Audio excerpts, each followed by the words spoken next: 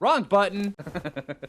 Hey, how's it going, everybody? Welcome to Scorched Turret, the new expansion that just released for Ark Survival Ascended, and today we're going to be talking about some of the best base locations that I know of from the original game, and also taking a look at the new map. There is quite a few of really cool base locations, and we're talking PVE here. We're not talking PvP. If you guys want to go looking for the best cave to hole up into, there are other channels that do that, and they're really good at it. But today we're talking about PVE, because when it comes around to PVE bases, there's a few different things that you need to realize on Scorched Earth. One is you need to know just how much wind is in a certain area, but you can punch that up by hitting H on the keyboard. Sorry, console guys, I'm not sure what key that is for you guys, but on PC it is by holding the H button. And right here you can see where it says Southeast Canyons, 65%. 27 degrees Celsius. That means it has 65% wind down here. And yeah. All right, so that is very important because wind power is very important when it comes to Scorched Earth. Now, granted, with the new Bob's Pass, you can actually get some rather interesting things. You can actually get a wind turbine. You can also get a windmill that will stop your electric generator from falling apart, which is kind of important. So if that's the route you intend on going, hey, that works. That works out really well. But if your goal is just regular wind turbine and then keep that thing up and going as much as possible, you're going to need to have it as close to 100% as you can. Right down here, this is actually a pretty good spot. It is. All right, matter of fact, this is this first spot we're going to be talking about. Right here, there is a ton of water, and this area is located right here on the map, way down here, right there at 61.4, 60.2, right here on this little bit. Matter of fact, actually, you can go all the way down along this whole area. It is really good. Going over on this side, it tends to get a little bit warmer, but right here, you are sheltered from the elements. Yeah, at nighttime, it does get a little bit cold, but I mean, later on when you get a little bit of air conditioners and stuff like that in your base, this is going to turn out to be a great spot. Matter of fact, for new players, this right here is like one of the best spots. All right, let's go take a look at another one that is from the old Scorched Turret Survival Evolved days, right up here. All right here on the map, and let's punch this up right here so you guys can see it. This right here is absolutely a really good spot, especially more of a mid to end game base location on this area, because it's going to take you a little bit to be able to withstand stuff. You need to be able to have full Adobe in full swing to be able to build up here, because it gets hot. It gets really hot. Like right now, I'm in full desert cloth armor with 40 fortitude, and it is, yeah, just midday. Yeah, it's 41 degrees Celsius, so it gets hot. So you're going to need to have full Adobe going, plus air conditioners and stuff like that.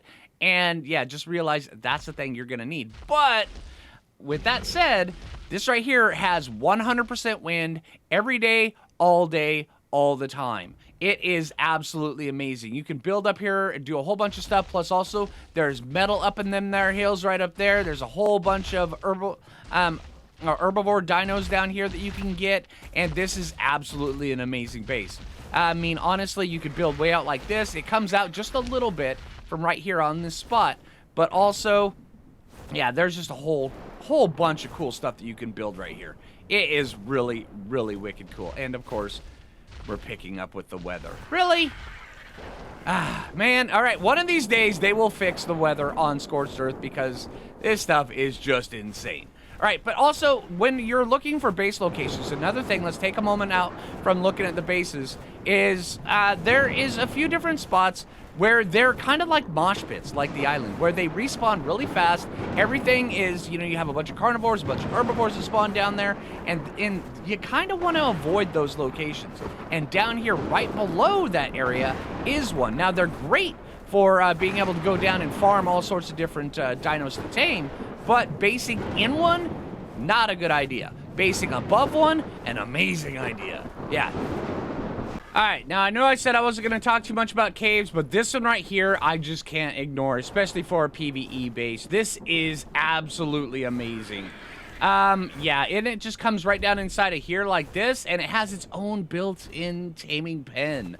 It is so good. All right, this one is located right up here on the map. It is a cave right off the side of the high desert, which has pluses and minuses, but generally the pluses tend to just pay off so much better. And for some weird reason, inside of here, there's 100% wind.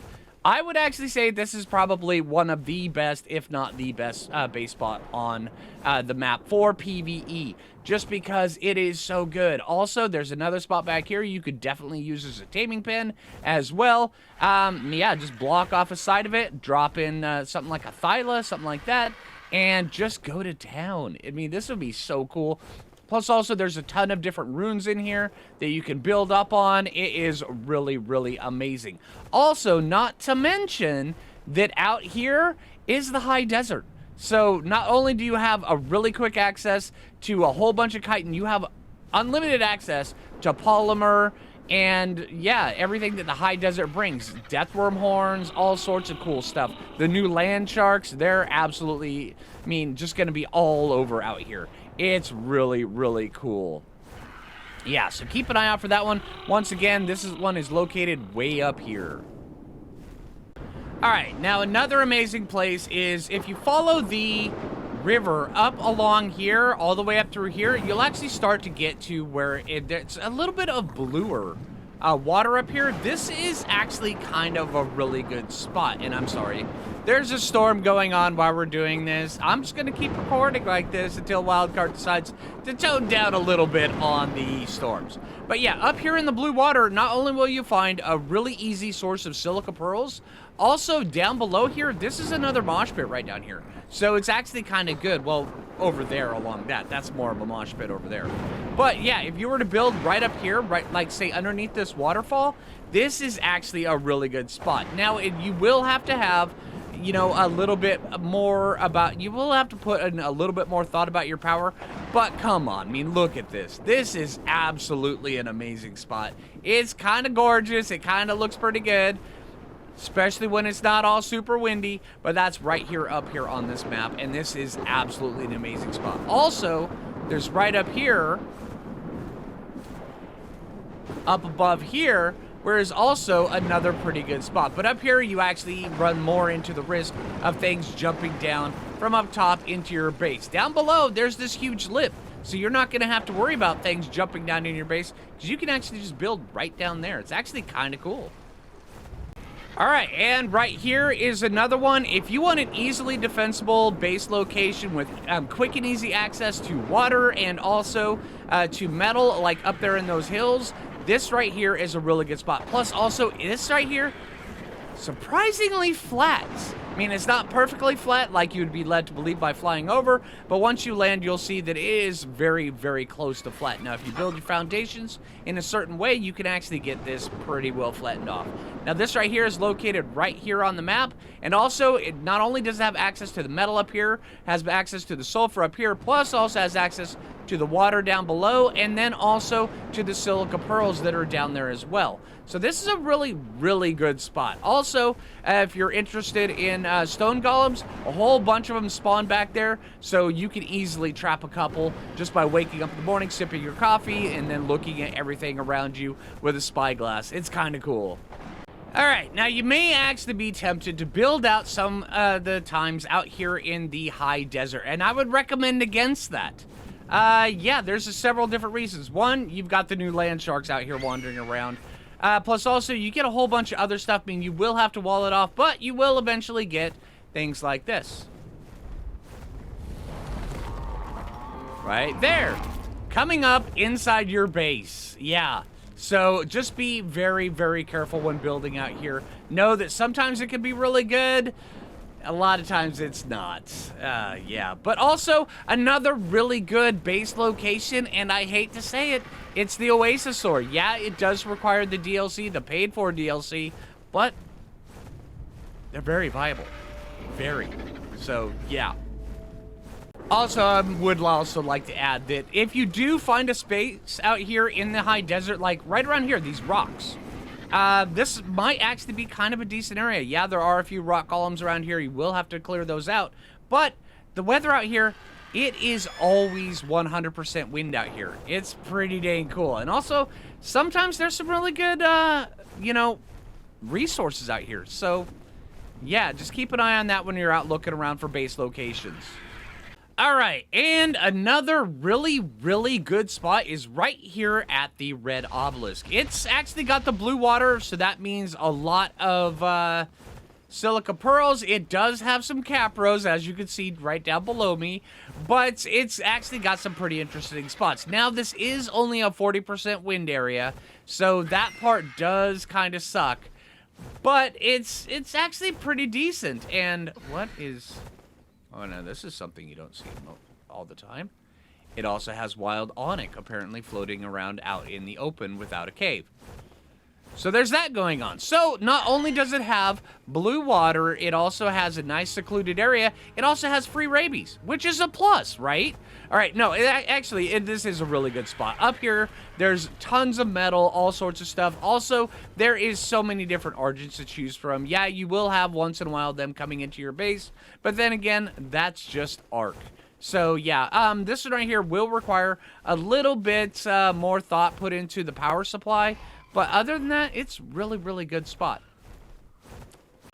All right, another thing to take into account when you're out looking for your base locations is, and this one I'm actually sitting at right here, is right here, just so you know. Honestly, this one is actually decent. I wouldn't say it's absolutely amazing, but I'm not really recommending this one. But I am showcasing one thing, is that in the new... the water wells actually hold quite a bit more.